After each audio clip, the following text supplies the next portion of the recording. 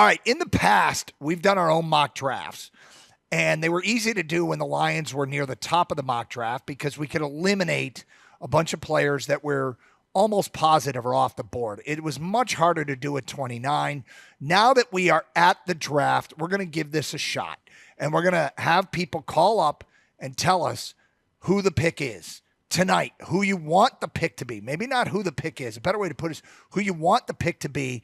But not only do we have you tell us who you want the pick to be at 29, and within reason, right? Don't come at us with Dallas Turner.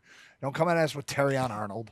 But there are some. If you make a ridiculous pick, we'll veto it. Yeah, we'll let you know. Yeah, but the other thing we want to do this year is, and what's the backup plan? Who's number 2 on your board? So that if your guy is gone, you would go with this guy as number 2.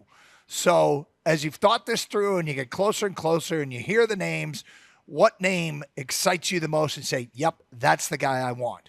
And who would be your backup plan? 248-539-9797. Let's start lining them up. Detroit GMs out there, you make the pick. And Gator, I will start. Okay. At 29, the pick is in. With the 29th pick of the 2024 NFL Draft, the Detroit Lions select edge rusher Chop Robinson, Penn State. Great speed off the edge. I think of him as a better version of James Houston, and I think it's exactly what they need opposite of Aiden Hutchinson.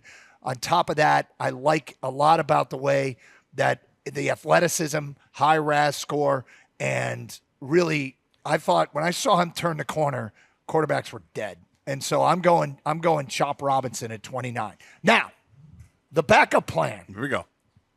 If Chop is gone, I think the pick should be Zach Frazier, interior offensive lineman from West Virginia.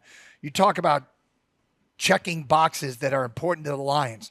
3-time team captain, heavyweight wrestling champion, the story of him breaking his leg and crawling off the field so West Virginia didn't have to use a timeout late in the game. These are the kinds of things I think mean a lot to the Lions organization. In my reprogramming, I got Zach Frazier as the number 2 guy. So Chop Robinson is plan A, plan B, Zach Frazier if Chop is gone. Well, I respect that, and I would have no problem with either of those players. I went a different route. I'm looking at the corner position, and the pick is in.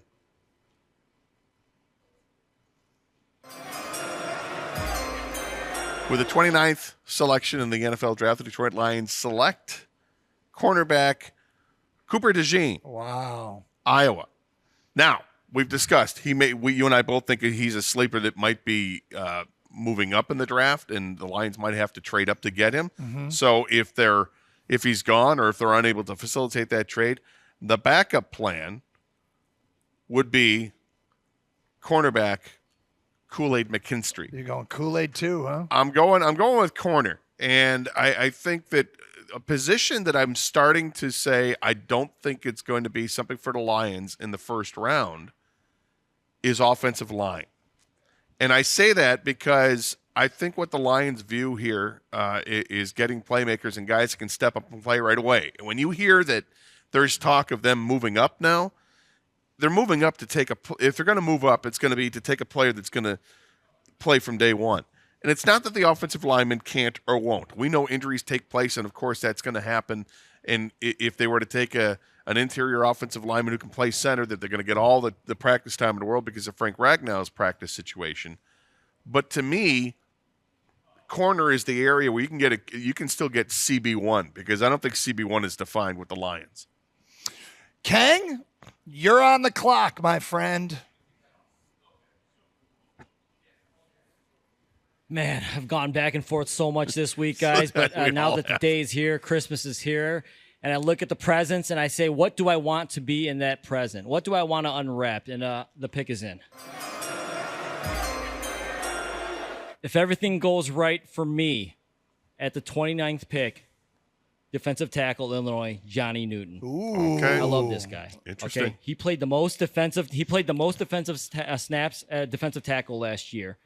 And he's kind of a Holmes guy because he had a foot issue. Okay, so I feel like he had a foot, but he toughed through it. He had a foot, but tough he played the entire year anyways. And he even said it's just something I had to grind through. I think this guy is a different type of guy. He's not DJ Reader. He's a get pressure on the quarterback guy. And you got to look at the future contracts. Yesterday they spent a lot of money.